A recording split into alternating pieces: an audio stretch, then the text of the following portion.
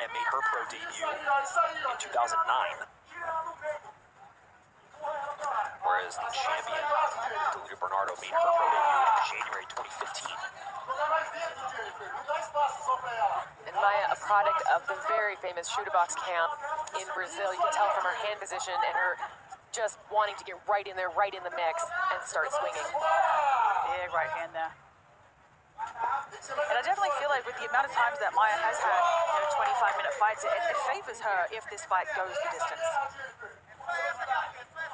Especially if she does what she did just there and she picks apart those little shots like pop, pop, pop, then moves out, pop, pop, pop. That's very frustrating and very tiring. That stick of move it can be frustrating to the shoulder. Talita Bernardo just dives right in. Looking for that same takedown as before. First, and now it's Bernardo on her back. Interesting here from the champion. In the half guard.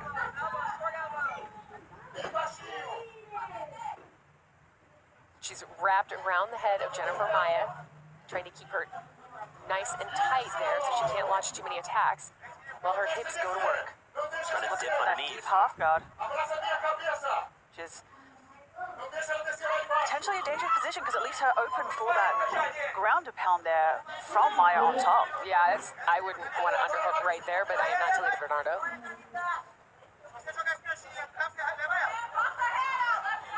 Talita now with that right butterfly hook trying to elevate. Some heavy, heavy shoulder pressure from the challenger. She's looking to pass to mount here, or at least quarter mount in this position. She can get her knee to the mat. Successful. You see how Maia is keeping her right hip down to the ground because if she allows Bernardo to skip and hook underneath, then Bernardo can go out the back door. Yeah. Just like that. Hold it, right? Now that arm is in. It's being threatened right now by Maia. Maia wants to throw that right foot all the way through to potentially straighten out the arm bar, but Bernardo privy to it now, dropping hammer fists. Maia looking to immediately get back to her feet. I love the way she posted out with her right hand, too, keeping her opponent at bay there. Talita does have that leg. It's a little bit low on the leg to get a full single leg. And I like the underhook from Maia there, too. Beautiful defense there from the challenger. Utilizing those underhooks both under the chin and under the arm to get back to her feet. We see some deep breaths from the champion there. Yeah, we have seen her gas in fights. The fight against Olga Rubin, like we've talked about before, she's found a way to win. Yeah. Oh, yeah, that's true. The fight against She was able to hit level change. Oh, wow, Maia just rides the hip down. Once again, looking for a look on the leg. Oh, my. Wow, that's extended. Could this be it? The champion has the knee bar. Maia's doing a good job of pushing on the butt, trying to create a leverage position to get that knee just past it. It's just barely on the knee, and she's Maia out. gets her knee line free with just a little under a minute to go. A lot of energy expended by the champ trying to finish the match. Maia confident to go to the ground here. She's looking for that head and arm choke right there. You can see she's digging in deep using that. The elbow up. Also creates nice space to hit the liver there. 30 seconds to work the possibility of this arm triangle. Ooh, that's a hard place to be getting hit. That hurts.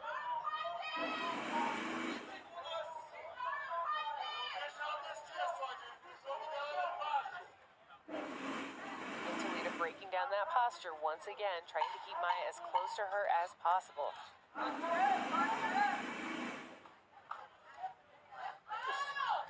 Nice Shoulder strikes from the top. You don't see that all the time. Highly competitive match thus far. Let's take a look at that knee bar attempt by Talita Bernardo, Joe. Well, I mean, she rolled right through. Once she had a hold of that angle, she was able to roll through and then get that extension and really wrap her hips and push her hips into right above the knee.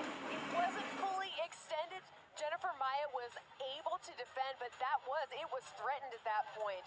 It was nice defense by Maia and really, really good work there from Talita Bernardo. She finds a way to really find those extensions and she tries to submit her opponent at all points of the game. I really like the way that Jennifer Maia Well, and as the fight progresses, it favors the challenger. She's been in these moments, she's been in these 25-minute fights with high-level fighters going very high pace. So she's used to this kind of output, and she can sustain this output for 25 minutes. Immediately taking control of the cage as well as the challenger.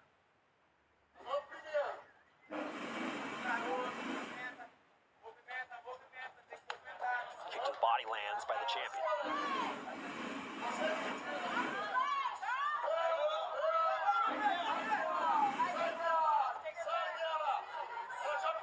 There's a good sprawl and head push there by Jennifer Maia. Clear what the game plan is for the champion. Get to the ground by whatever means possible. Well, it's what has won her, the belt. It's what has, kept her the champion to date. But Maia is, like Julie said in the Open, is her biggest test to date. She's so well-rounded. She has a wealth of experience. She has a ton of cage time. This is somebody who is very, very dangerous and can't be taken lightly. Talita Bernardo started doing jiu-jitsu at age 22 and picked up MMA 5 years later. Now she is the bantamweight queen.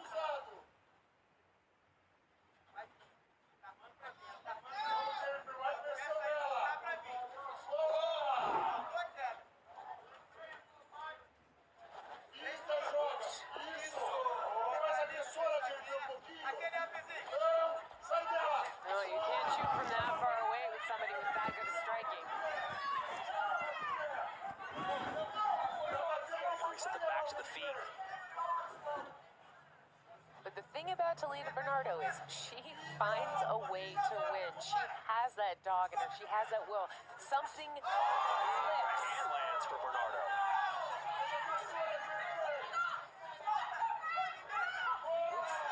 Looping hook. Halfway point of round 3.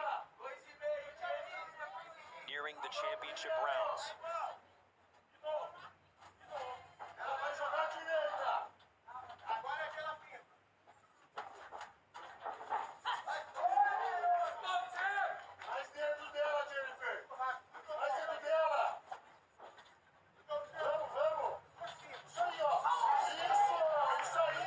Nice combination there from Maia.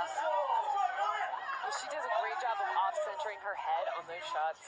And she just never puts herself out of alignment. She's always balanced. She's never allowing herself to be overextended. Jennifer Maia 3-0 as a professional boxer. You really see the angle changes, the head movement. Talita Bernardo trying to take. Smash to the ground once again. She has a deep underhook now in the half guard. Maia doing a really good job of scrambling here to not get her back taken, end up in top position. Minute 20. Down the three-quarter mount.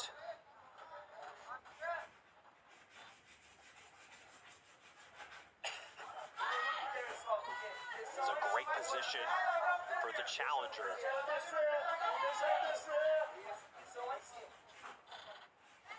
Bernardo trying to get to the ground by whatever means necessary, but might have done herself a little. Dropping the hips low again.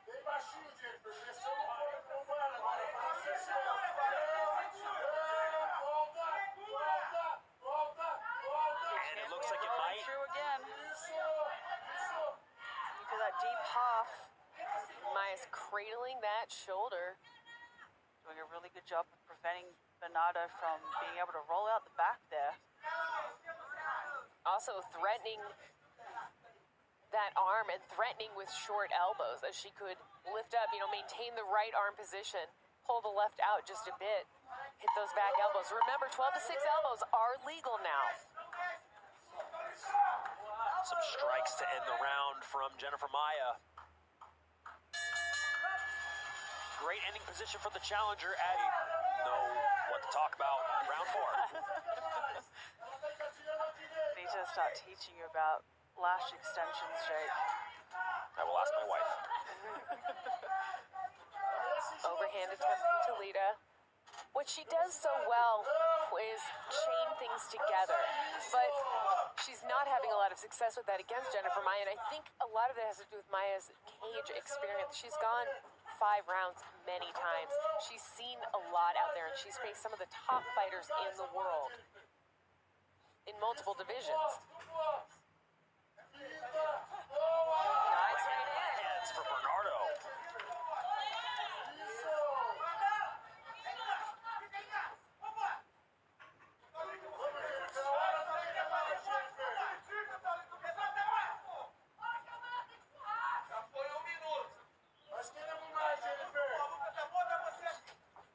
Not as much volume from Bernardo, but a lot more effort put into these strikes. You can see swelling under her left eye. Ooh, hard shot there.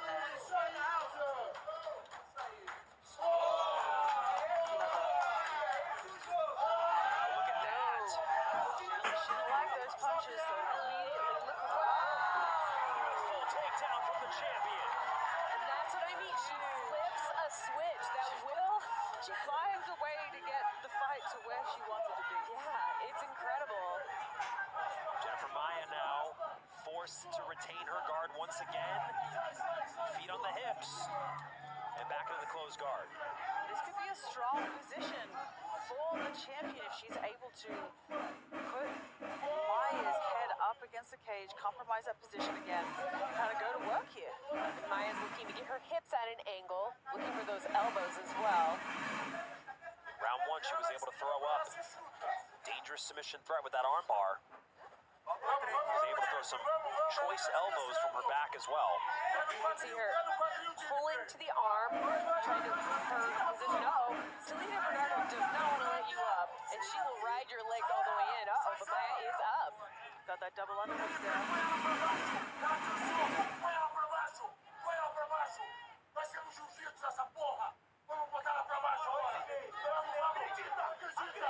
Jennifer Maia gets the match to the ground.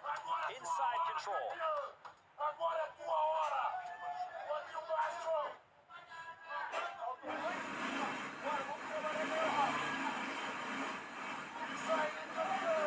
Shoulder strikes again.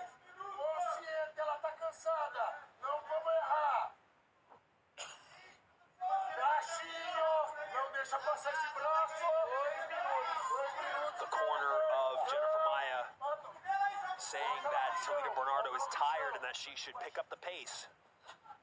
This is a great opportunity to be attacking the body there with that knee as she looks to progress. Looking for some ground and pound here. Putting her parallel to the cage. It's hard for her. Looking for a crucifix here. Forcing the champ to Hooks in. hooks her in. Minute 30 to work. Oh, excuse me, one hook is in, the other hook is on the outside. Trying to look for the choke with that left arm. Now with the power half to force the hook. Beautiful transition. Some leverage. Trying to flat out the chin. The champion has her wrists trapped. 1 minute. The challenger, Jennifer Maia, flattened out Toledo Bernardo. And here, Bernardo's going to have to take some shots if she wants to turn all the way in. It looks like Maia's left arm is wrapped around the head. She's more of in a three-quarter mount here as well. Once again, Bernardo able to find his deep half guard. Fantastic hips, though, from Maia. She's very strong in this position. Going back to those shoulder strikes.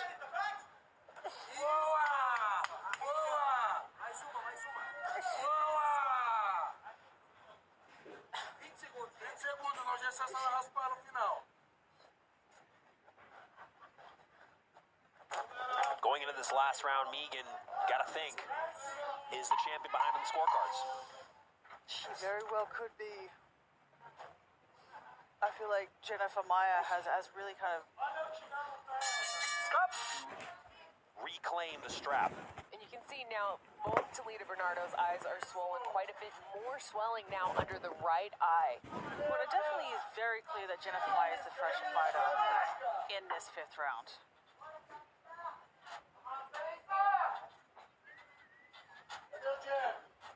Maia going back to the footwork.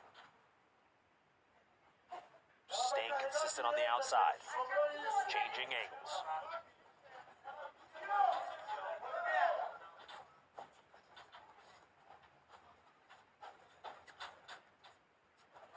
And you know, they say you have to take the belt away from the champion. You really have to beat the champ to be the champ. And I think what's going on with Maia is that she, nice shot there from Bernardo, nice shot again from Bernardo. Wow, interrupting my whole tirade.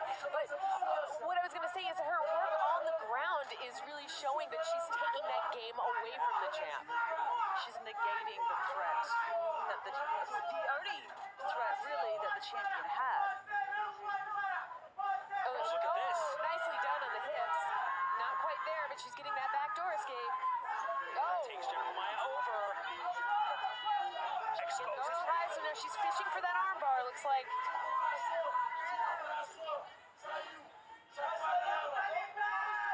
Toledo Bernardo is just clinging on to this back control.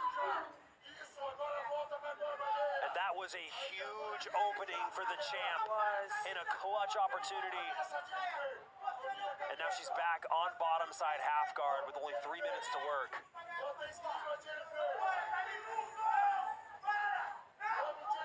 And Maia once again crunching into her, getting her all squished together and making it hard for her to launch any sort of escape. But you can see Bernardo still working those hips, still trying to find an opportunity to roll her, to sweep her. She's got that underhook again. And I don't think I've seen in an MMA match in a very long time a deep half guard quite like this worked in an MMA fight. And being used consistently. Yes. Now the knee cut by Jennifer Maia. Passes the guard of Bernardo. Bernardo forced a turtle. She's got a hold of that arm. Not really doing much for her yet. Oh, and then Maia very smartly making her get up. Little over 2 minutes to work.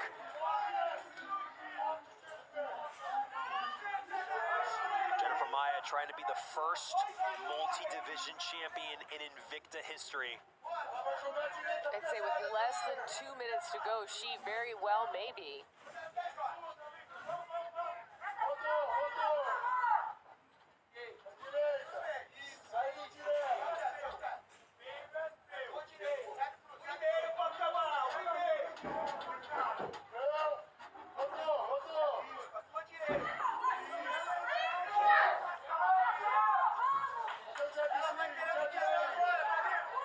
See if Bernardo has one more. Much right now. Yeah, I think she's really looking for that moment like she had earlier. It's a little over 1 minute.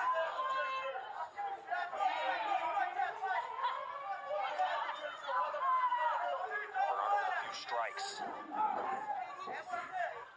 Perhaps not the volume necessary, though, in these waning minutes. That takedown in that moment could be very huge for the champion if nothing else really happens in this round. You know, with 50 seconds left, it doesn't look like either lady has really done much. Still a bounce in the champ's steps, but she's not really throwing with volume or precision.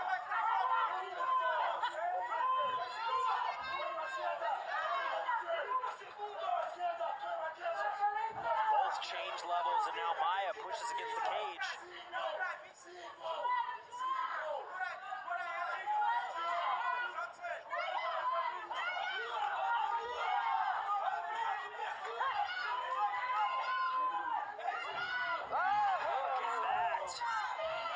Immediately back to her feet.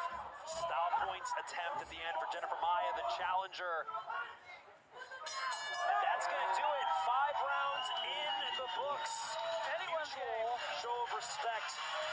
Regardless of how this decision goes, the belt will stay in the nation of Brazil.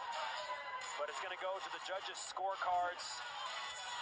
We'll be back with the official decision to find out who will be the Invicta Bantamweight Champion. Scorecards for decision. All three judges see it the same. 49-46 for your winner by unanimous decision. And new Invicta FC Bantamweight Champion of the World, Jennica Maia.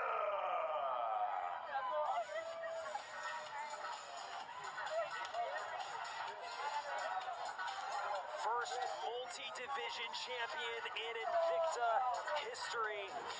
Jennifer Maia, former flyweight, now bantamweight champion.